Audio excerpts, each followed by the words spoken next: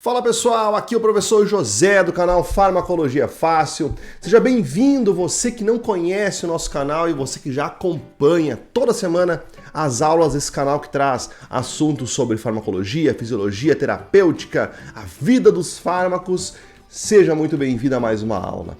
Muito bem, durante esse mês de setembro, nós vamos trabalhar sobre um tema que permeia as maiores dúvidas de quem trabalha na indicação ou no cuidado do paciente que utiliza medicamentos no seu dia a dia, no tratamento de doenças crônicas, que é interação medicamentosa. Eu tenho convicção que durante todo esse mês, as aulas que serão postadas aqui no nosso canal vão te ajudar muito no entendimento de onde estão as interações, como elas funcionam, como eu faço o rastreio das interações medicamentosas no meu dia a dia. Então, se você quer um apanhado geral sobre esse assunto, já se inscreve no canal, ative as notificações, torne-se nosso seguidor, nosso aluno aqui no YouTube também. E caso você não conheça, o nosso Instagram, Farmacologia Fácil, que posta todo dia conteúdo de qualidade sobre farmacologia, já corre lá na rede vizinha e se inscreve. Muito bem, então bora para a aula, porque hoje nós vamos falar de interações medicamentosas com antihipertensivos, uma classe de mais de 20 medicamentos, 20 classes farmacológicas que ajudam os pacientes que têm hipertensão todos os dias, mas que têm diversos pontos importantes que precisam ser trabalhados quanto o assunto é interação medicamentosa. Então, vamos para a aula? Vem comigo!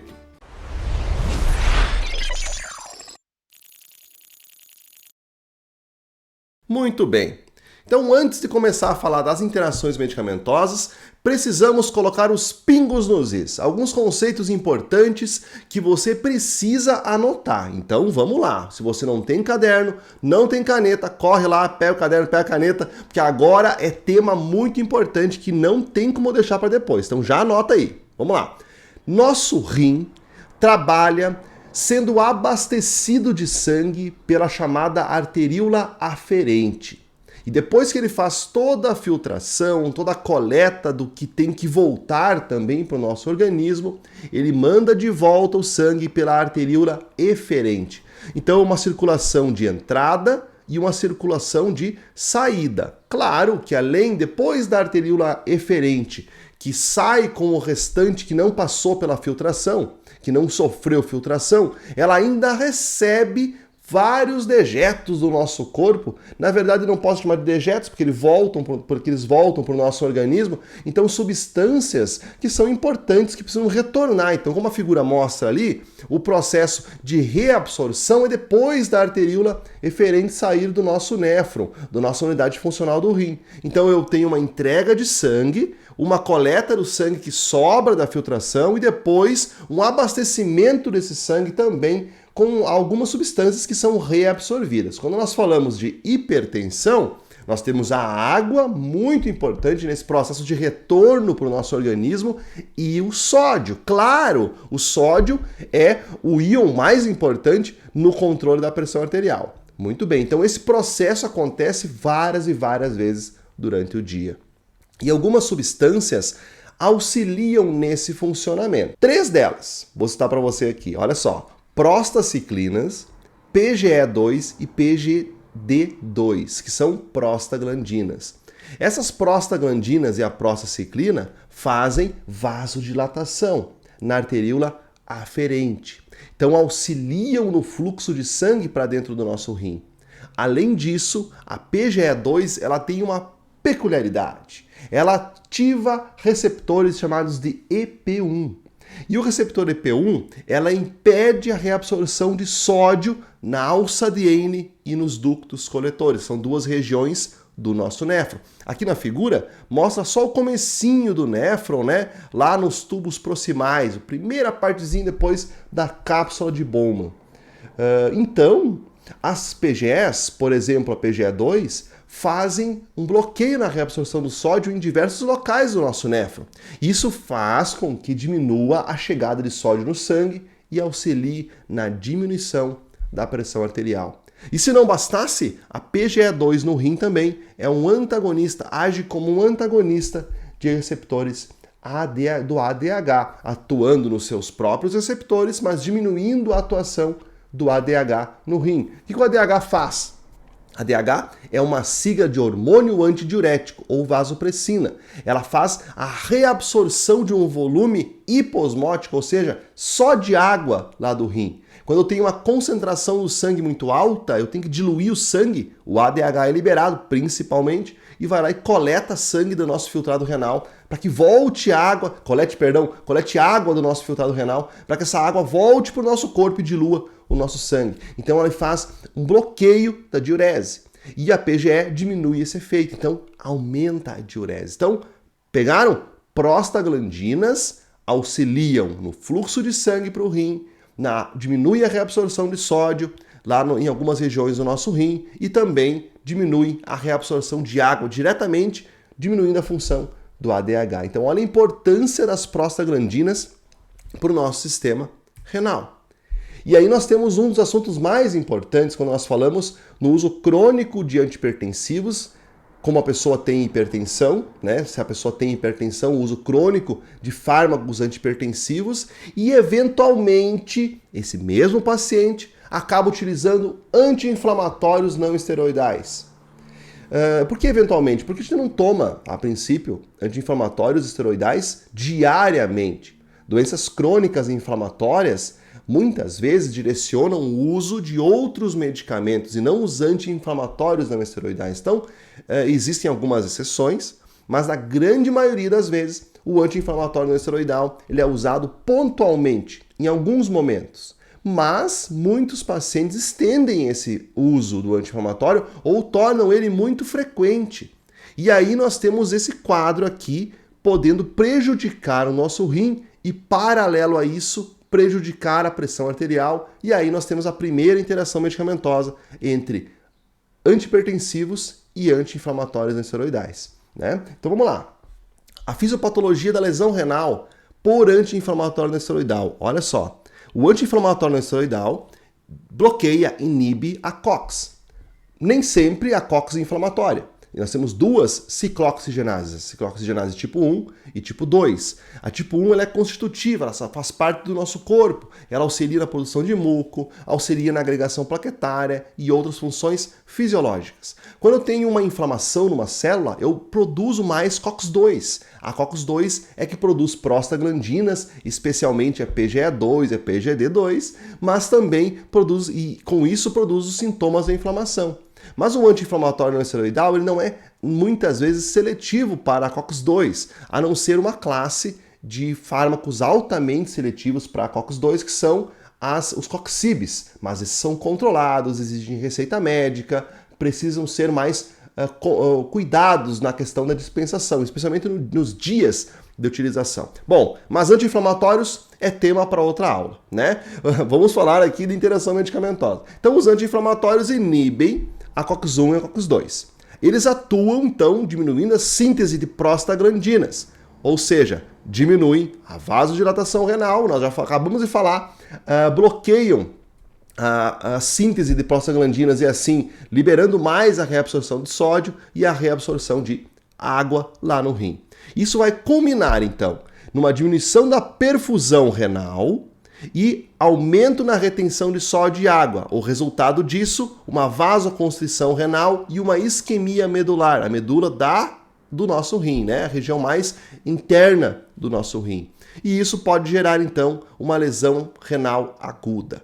Os efeitos crônicos desse processo, uma lesão renal crônica. Mas, professor, sempre vai acontecer isso? Não, vai depender muito da função renal do paciente, do estado da função renal e do tempo de uso de anti-inflamatórios. Mas tem algo que aqui sempre tem risco de acontecer, que é um dos controles da pressão arterial ser mitigado pelo uso do anti-inflamatório. Então, o uso de anti-inflamatórios não esteroidais em concomitância ao tratamento da hipertensão já tem que ligar o alerta de qualquer profissional da saúde. Pode ser que a pressão esteja elevada por causa do estado, do efeito do anti-inflamatório. Então, até quando é aferida a pressão arterial, se ela está com um pico muito estranho ou um leve aumento, melhor dizendo, do que o normal, mesmo a pessoa ingerindo todos os medicamentos, aderindo ao tratamento da hipertensão, sempre vale aquele questionamento se ela não está em uso do anti-inflamatório não esteroidal por um longo período, se usou eventualmente várias vezes durante o mês, porque pode ser isso que está causando essa alteração da pressão arterial. Tá? Então, essa interação você já sabe basicamente como ela acontece. Muito bem, os inibidores da enzima conversora de angiotensina, a ECA. A ECA, ela converte, como o nome já diz, né, angiotensina 1 em angiotensina 2 lá no nosso tecido pulmonar. A angiotensina 1, ela tem pouca capacidade de vasoconstrição, mas a angiotensina 2 é a principal substância vasoconstritora, que libera aldosterona para fazer retenção de sódio e água, que atua no coração fazendo remodelamento cardíaco. Então a angiotensina 2 que é a perigosa quando nós falamos em hipertensão arterial sistêmica. Mas os inibidores da ECA evitam a produção dela. Então aqui nesse quadro mostra exatamente como funciona isso. O inibidor da ECA bloqueando a ECA e assim bloqueando a conversão de angiotensina 1 em angiotensina 2. Mas paralelo a isso também, ela vai bloquear, porque a ECA também faz essa outra função, a degradação de bradicinina. E esse aumento da quantidade de bradicinina no nosso organismo faz vasodilatação, então auxilia o processo de a queda da pressão arterial. Então, não tendo angiotensina 2 sendo produzida, ou seja, diminui as funções no coração e nos vasos dessa substância tão vasoconstritora e aumentando a bradicinina que causa vasodilatação, nós temos a queda da pressão arterial. Então, basicamente, os inibidores da ECA fazem isso. Mas eles também podem causar, melhor dizendo, alguns problemas. É mais frequente, por exemplo, a piora de função renal pelo uso do inibidor da ECA em pacientes com uma desidratação, com insuficiência cardíaca e com o uso de anti-inflamatórios não esteroidais. Então, é muito perigoso o uso muito prolongado de anti-inflamatórios não esteroidais com inibidores da ECA. Então, se soma ao problema essa classe especificamente, tá? Assim como na função renal, a questão da hipercalemia, ou seja, retenção de potássio, existem alguns grupos que são mais suscetíveis, mais sensíveis, melhor dizendo, a essa retenção de potássio. Olha só, pacientes que estão em desidratação, insuficiência renal crônica, diabéticos e idosos. Esses pacientes são mais sensíveis a uma possível hipercalemia pelo uso dos inibidores da ECA, ou seja, retenção de potássio, pelo processo que ela faz mexendo na cadeia da angiotensina aldosterona, principalmente, porque você vai diminuir a produção da aldosterona, que faz perda de potássio. Então é bem possível que o uso do inibidor da ECA faça retenção de potássio. E aí a interação perigosa nesse processo é utilizar o inibidor da ECA com um diurético poupador de potássio. Muitos diuréticos causam perda de potássio durante o mecanismo de ação. Eles fazem a perda de sódio, né, impedem a reabsorção de sódio e, paralelo a isso, também causam perda de potássio. Mas existem alguns diuréticos, como a espironolactona, a amilorida, que fazem retenção de potássio. Até são usados juntos com outros diuréticos que fazem perda para compensar esse processo. Mas o inibidor da ECA em pacientes com esse perfil que eu acabei de citar e, junto com ele, um diurético poupador de potássio, melhor dizendo, é mais perigoso, porque você tem mais chance de ter, então, hipercalemia. Show? Então, a primeira interação medicamentosa citada na tela aqui é exatamente essa. Inibidores da ECA versus diuréticos poupadores de potássio, como, por exemplo, espironolactona e amilorida. Risco grande de causar hipercalemia. O que pode gerar isso no paciente? Arritmia cardíaca, alteração no controle neuromuscular, pode levar o paciente a sofrer de paradas cardíacas. Quanto maior o nível de potássio no sangue, maiores são as chances desses problemas. Inibidores da ECA e AINES. Acabamos de falar, ó. Outra interação que você tem que anotar aí. O AINE, o anti-inflamatório não esteroidal, já causa problema no paciente hipertenso. Já expliquei para vocês por quê. Com o inibidor da ECA, pior ainda, também já justifiquei aqui na aula. Inibidores da ECA e antiácidos. Olha isso. Por quê, pessoal? Especialmente o captopril. Ele depende muito da acidez do estômago para ser absorvido. Então, o uso de antiácidos com captopril diminui a absorção desse fármaco. O que é um antiácido mesmo? Aquele produtinho, aquele sachêzinho que você abre, coloca na água, aí tô com uma gastritezinha aqui, coloca lá, ele fervesce, não vou falar nomes aqui, não vou falar marcas, e aí você toma, dá aquela aliviada e já também diminui a absorção do captopril. Isso, pessoal, 2 horas, 2 horas e meia, ali quando você usa o antiácido, evita o uso de outros medicamentos, porque muitos deles dependem dessa acidez para ser absorvido, tá? Muitos, e um deles é o captopril. Show?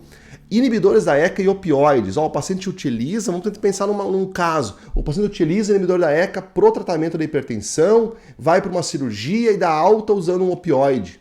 Né? Ou está em tratamento de câncer, por exemplo, e utiliza um opioide forte, morfina, metadona, enfim. Imagine uma condição pontual ali, um momento que ele tem que usar o opioide, né, que é um analgésico forte, com vários efeitos adversos, e isso acontece em paralelo ao tratamento da hipertensão do paciente. Não pode parar de usar o antihipertensivo e, se for inibidor da ECA, tem esse risco. Olha só, uma variedade de neuropeptídeos, incluindo encefalina, pode atuar como substrato da ECA, ou seja, a ECA degrada essas substâncias, né? E a inibição da ECA pelos inibidores da ECA inibe a degradação de encefalinas, levando tanto a analgesia quanto a depressão respiratória se o paciente utiliza aumento, né, da analgesia e aumento do risco de depressão respiratória dos pacientes que utilizam opioides. Então, inibindo a ECA, você aumenta a quantidade de outros neuropeptídeos no nosso organismo. E esses neuropeptídeos agem como opioides, como por exemplo a encefalina. Então, se você utiliza um opioide sintético e aumenta a quantidade dos opioides endógenos, pode ter o excesso do efeito na analgesia e da analgesia, melhor dizendo, e o risco de depressão respiratória. Olha que interessante, pouco se fala, mas anota aí que agora você sabe. Outro ponto importante, antes de falar dos bloqueadores de receptores de angiotensina 2 inibidores da ECA, vale lembrar que o potássio no nosso organismo, ele é um dos minerais, né, um dos íons mais importantes no controle do batimento cardíaco. E principalmente por causa da bomba sódio-potássio ATPase. Quando eu diminuo o potássio do nosso corpo, perco potássio, o meu batimento começa a ter um pouco mais de dificuldade, falando de maneira bem simples. Quando eu aumento o potássio, eu tenho mais chance de haver, então, o processo do batimento cardíaco. Por quê? Porque a bomba sódio-potássio ATPase tira potássio de fora da célula e bota para dentro, da célula do miocárdio. E tira o sódio de dentro e coloca para fora. Essa aqui é a jogada. Pega o potássio de fora e bota para dentro. Se eu tenho pouco potássio, e isso, pessoal, faz com que eu tire sódio de dentro da célula, tá? Vamos imaginar, eu tenho a bomba sódio-potássio ATPase. Ela pega potássio de fora, bota para dentro, tá? Vou colocar na tela aqui uma imagem, tá? Vou colocar aqui do ladinho uma imagem dessa bomba, tá? Tira potássio de fora, bota para dentro, tira sódio de dentro, bota para fora. Como o sódio é colocado para fora, né? Eu tenho mais sódio fora do que dentro. E aí eu tenho a possibilidade de trocar ele pelo cálcio. Então o sódio entra, o cálcio sai, libera o cálcio do músculo e relaxa. Então o processo de relaxamento do coração depende da quantidade lá do começo de potássio. Agora volta para mim aqui. Beleza, então se eu tenho potássio, eu consigo relaxar a musculatura. Agora, se eu perco potássio, eu tiro potássio, fica mais difícil esse batimento acontecer de maneira correta. Então, eu preciso de níveis de potássio controlados. Qualquer medicamento que direta ou indiretamente mexe com o potássio, mexe com o batimento cardíaco, ponto final. E existem alguns medicamentos que atuam bloqueando essa bomba, especificamente, como a digoxina. Então, o inibidor da ECA, por fazer retenção de potássio, pode mexer também com o efeito da digoxina. Show? Nós vamos falar de novo de digoxina quando falar de diuréticos, é óbvio, né? Então, vamos lá. Será que dá para usar inibidores da ECA e bloqueadores de receptores de angiotensina 2? Bom, existem várias associações quando nós falamos de antihipertensivos, né? Nesse quadrinho aqui, ó, Tem várias que são possíveis e são inclusive indicadas, olha só, inibidores da ECA associados a tiazídicos. Eu vou explicar esse quadro para vocês, olha só essa figura. Olha só, a linha vermelha tem contraindicação pelas diretrizes do Brasil no tratamento da hipertensão. E linha verde significa que tem uma indicação, são recomendadas, né, são usuais. Então aqui, ó, inibidores da ECA e tiazídicos são utilizados, são muito utilizados, né, esse tipo de associação. Inibidor da ECA e bloqueadores de canais de cálcio, né, aqui está antagonista de canal de cálcio, mas é a mesma coisa. Também tem uma boa associação. Bloqueadores de receptor de angiotensina com tiazídicos e com antagonistas de canal de cálcio, também tem uma boa indicação. Né? Também existe indicação de beta-bloqueadores de tiazídicos, não tão forte, mas existe. E também tem com bloqueadores de canal de cálcio. Então, existem várias interações, mas tem uma linha vermelha aqui, ó. Inibidores da ECA com bloqueadores de receptores de angiotensina.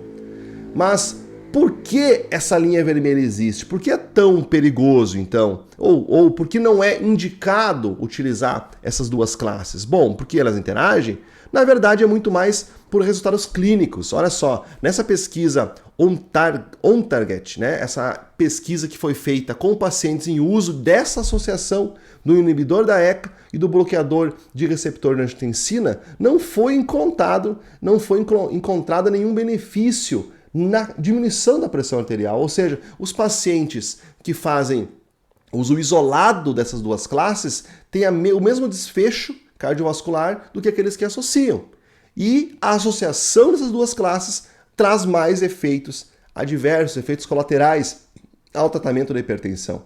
Então, por isso que não é justificado utilizar. Há uma interação na cadeia de utilização, seria uma interação sinérgica, mas que na clínica não é utilizado, não é enxergado, não é visto um benefício clínico nessa associação.